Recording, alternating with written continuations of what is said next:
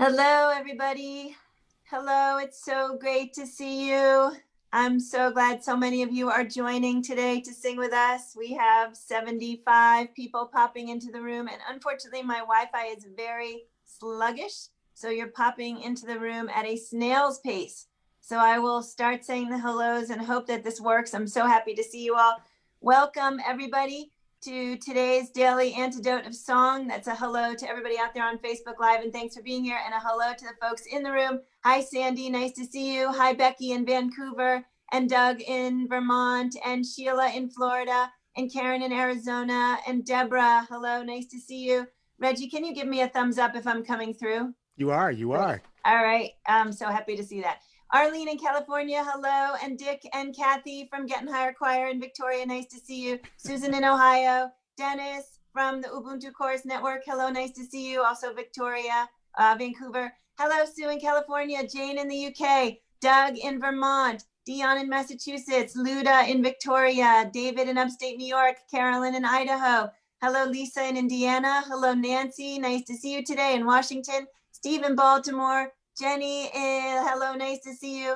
And Rosalie in Michigan, hello. And Betsy, music director at Washington Rebels. Sarah in Texas, hello, Anna, nice to have you today coming in from College Park.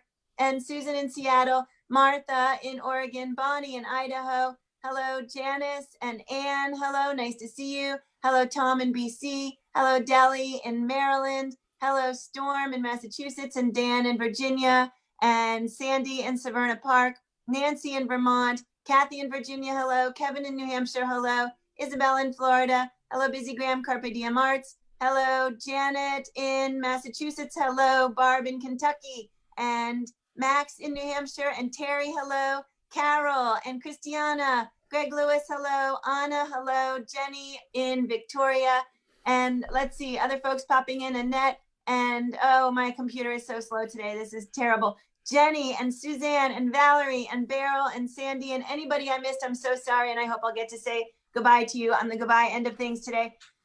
I am super, super delighted to have in the room today an artist who sung with us once before, and he was brought into the room with us by Reggie Harris, who is so excited that we are in the room with Reggie Harris today, who's going to be hosting. Thank you, Reggie, for the hosting of today.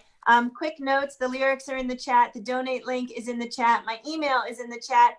And I want to thank Binta for running the sound and the tech today. And I'm turning it immediately over to Reggie, whose Wi-Fi I hope is in better shape than mine. Reggie, I'm so glad you're here. Well, my Wi-Fi is doing pretty well today, and I'll knock on something just to make sure it stays there. I'm not superstitious. Hello, all. Oh, look at your beautiful faces. I'm going to scroll quickly through here and just see your smiles. I need your smiles today. I have so much paperwork and emails to return, and I was busily doing that when a little Joe Bird tweeted into my system and told me that one of my favorite human beings was going to be singing today. And I thought about all of your faces and my favorite human being here, and I thought, no, okay, fine. Email can wait. So I'm going to come in the room, and here I am wearing my my donor shirt. So I'm feeling a lot of joy this week. I'm feeling a lot of positive vibes. Even though I know we have a long way to go, we are here, we are singing together, and we are righteous, righteous, righteous in our joy and connection. So thank you all for taking the time. And today I have the absolute and total pleasure of saying the name of Greg Greenway, who has been my friend and brother for over 35 years. Not that we're counting. Yeah. Greg and I are born 3 days apart. And of course, we do a lot of things together. But right now, I'm going to turn this over to Greg because he has one of my favorite songs from one of my favorite human beings about one of my favorite human beings. How's that for a trifecta? My goodness gracious. So, Greg Greenway, thank you for coming to be with us today. And what do you have for us? Reggie Harris, I couldn't be happier to be doing this with you because it's so rare that we talk like this. It really is. It just feels like we're doing what we do every day, and a whole bunch of other people somehow got in on the call. But we're glad they're here. What I have for us today is a song that you really helped bring into being in ways that you probably don't even realize, that I probably told you before. This is called In the Name of Love, and it came from going to the National Civil Rights Museum in Memphis, and a long chain of events, and we can get to that later on, because I grew up in the capital of the Confederacy, and anyone who's seen Deeper Than the Skin knows that story. I grew up in Richmond, Virginia, and what I was handed was one thing, and as I say, it's a slow rending of the heart for what you actually see and experience in the world, to unwind the fable of what you were told. And that's not endemic of the South. That's if you were born in the United States, or really anywhere, you're told a story. You're handed something that's selling something for somebody. Usually it's keeping the status quo. And so those who go against the status quo pay a tremendous toll in their lives, and sometimes with their lives. So in visiting the Lorraine Motel in Memphis, to see where Dr. Martin Luther King Jr. was assassinated was a turning point in my life. Because on the walls in that museum, I saw all the people who looked like the ones who told me the stories. The ones who looked like the ones who raised me, and as I often say, led me into the theater of white supremacy and sat me down, and there was nothing in my experience early on that contradicted the play I saw. So one of the things that contradicted it so greatly was the faces of people who gave their lives in the struggle to be seen. So this is a song about discovery on my part. It starts with me, but it telescopes out in the same way my experience telescoped out to, it really came from a picture that I saw, a very famous picture of King standing in his office in front of a picture of Gandhi, and that's really what this song is.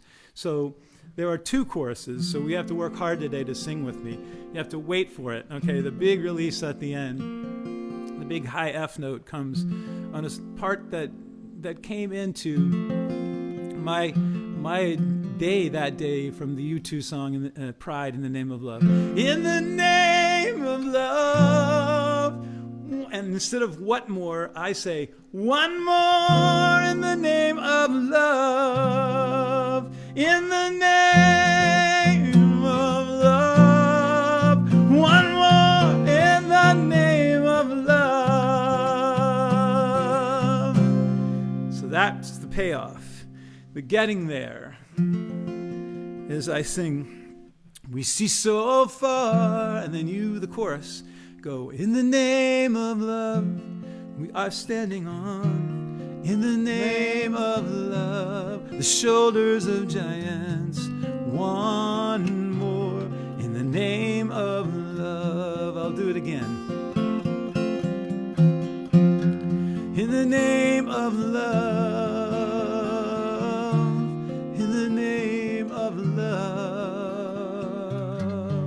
One more in the name of love. Hey, Greg, would you hit that again?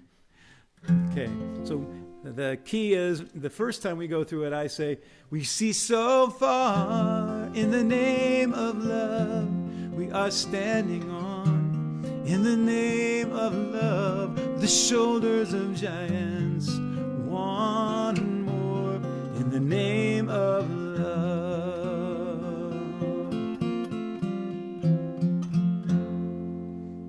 And so encapsulated in that amazing phrase that wherever Bono got it from, how could you condense a movement any more into that? And when Reggie, when you and I were talking, and we were in Birmingham and listening to C.T. Vivian, he said three things about the civil rights movement. He said, we knew that we had great leadership. We knew that we were part of something larger than ourselves. And we knew what we're doing was in the name of love. So that's a phrase that's powerful and resonates across history. Amen. Let's sing. We're going to do the whole thing? Okay. All right, everybody. This song waits for me in my guitar case every night. I have to rise up to it. It won't let me go anywhere halfway. When I get tired, it's like I was dropped into the sea. You could swim your whole life and be nowhere you want to be. Everyone gets tired, and the water is so wide. Well, then somebody comes and shows you. They show you the other side, the other side. There was a little man, barefoot and frail. He took a walk down to the Ganges. He took a lion by the tail. He made a way out of no way. One by one they saw the truth. He was ready when they told him. They said, history chooses you. We see so far. In the name of love we are standing on. In the name of love, the shoulders of giants. One more in the name of love.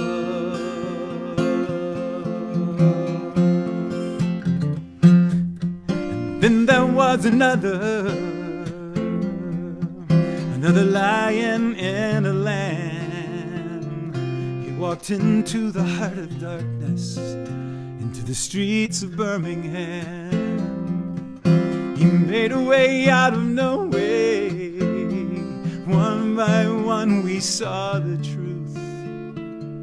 He was already on the mountaintop when they said, Memphis chooses you. We see so far. In the name of love we are standing on. In the name of love, the shoulders of giants. One more in the name of love. In the name of love. In the name of love.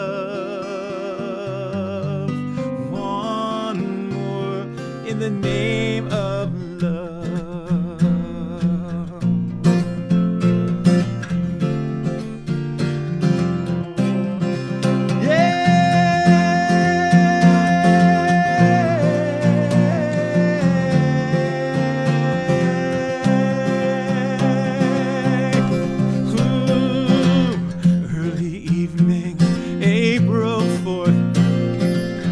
Shots rang out in the Memphis sky. Free at last, they took your life. They could not take your pride. In the name of love, one more in the name of love. In the name of love, one more in the name of love.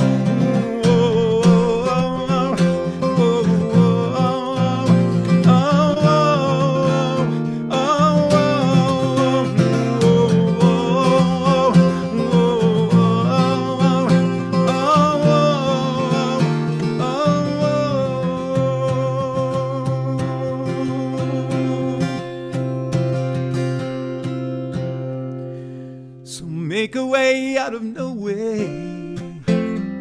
Make their stories live and breathe. And we will never lack for heroes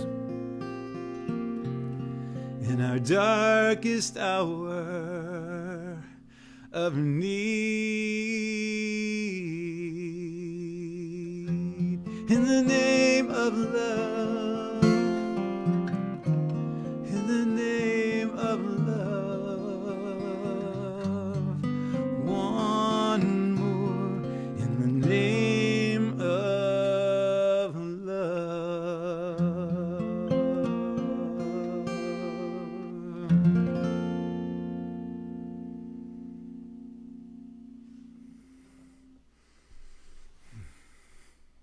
In the name of love.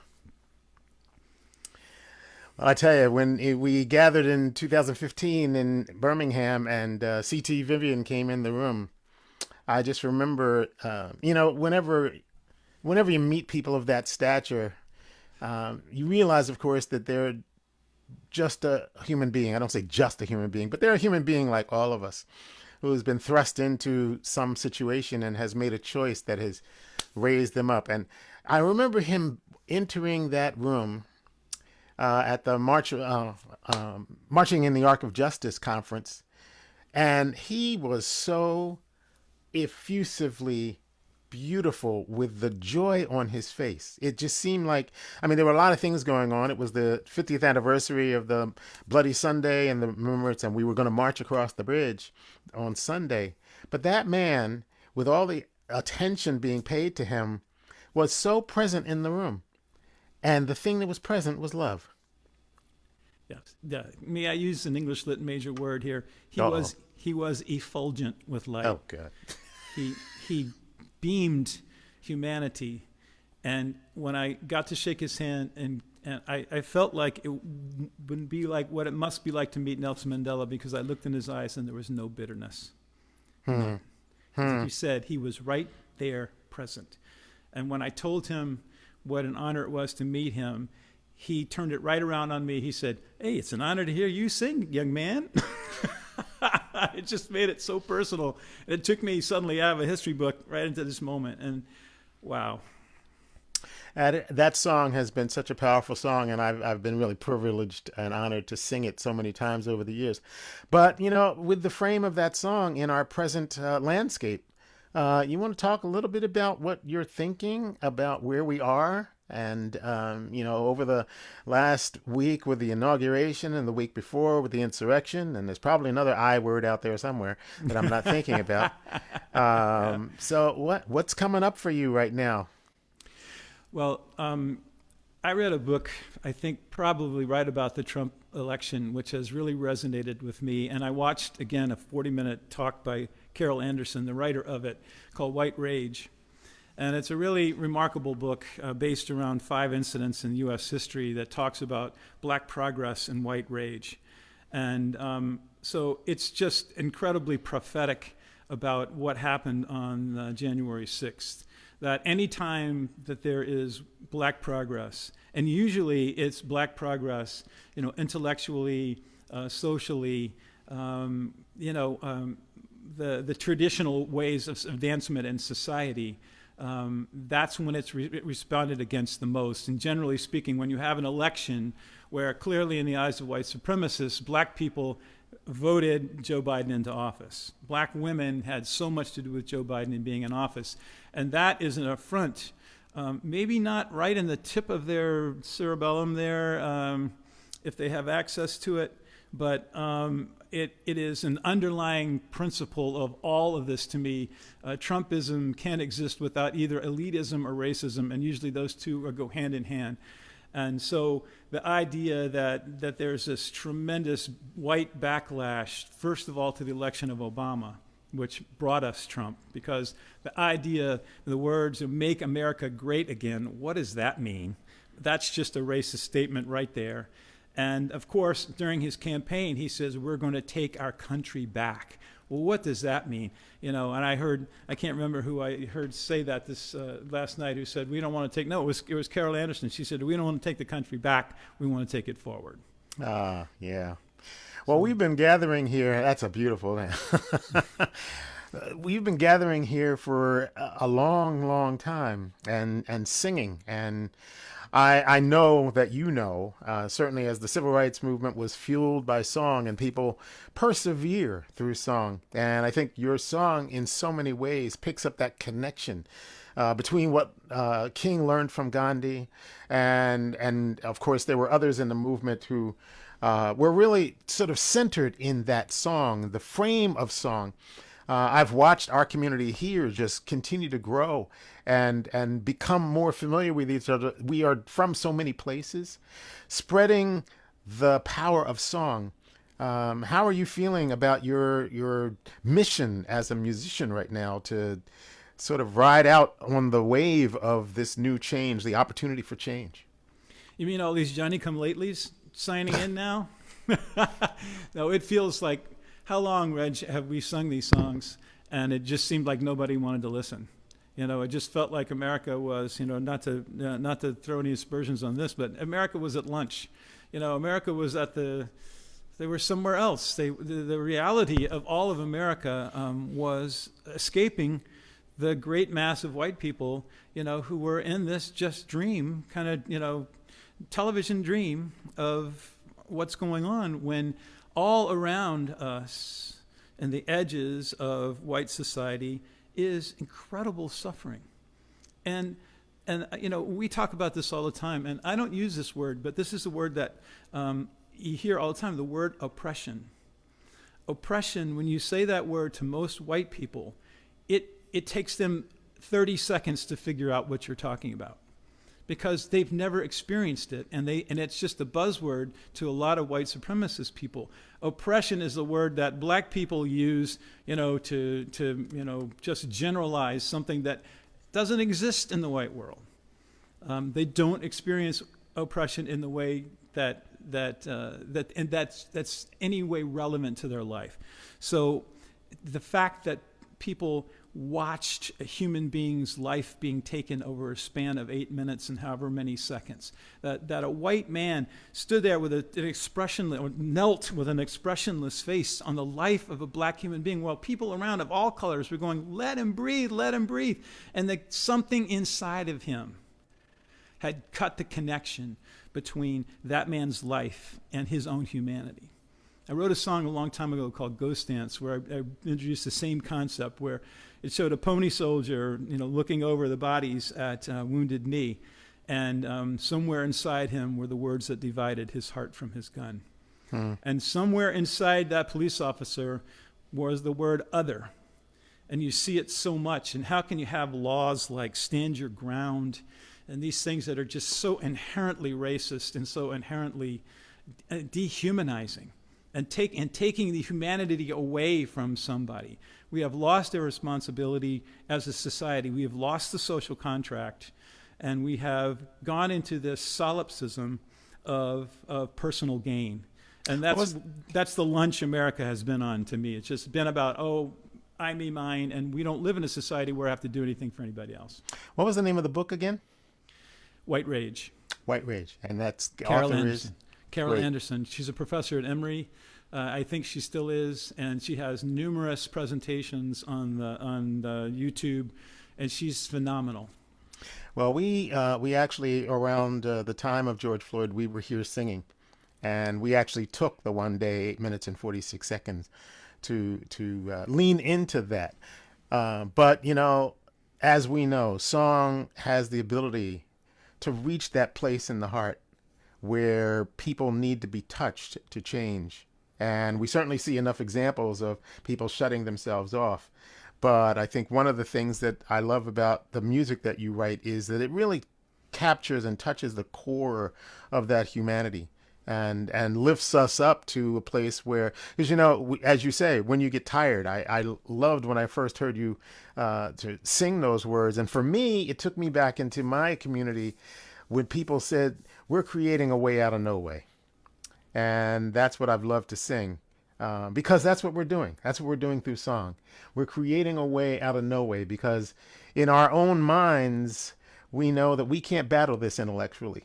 It's the facts are never going to change the minds of these hate mongers. It's only through connecting through the heart. So, yeah, the facts don't add up to the truth sometimes. Yeah, well, that's one of the long journeys that we're on.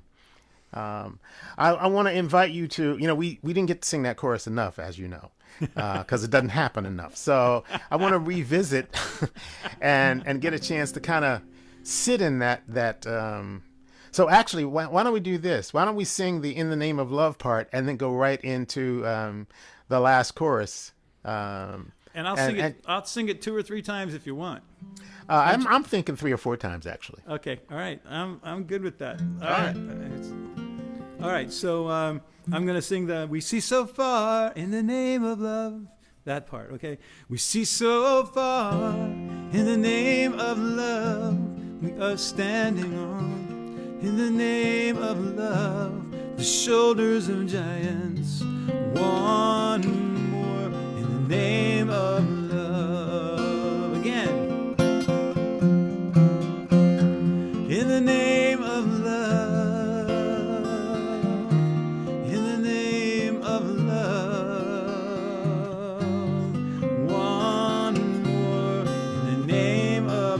see some people still want to stay there, so we'll do that again. In the name of love, in the name of love, one more, in the name of love. And everybody gets to do a big yay, all right? Here it comes.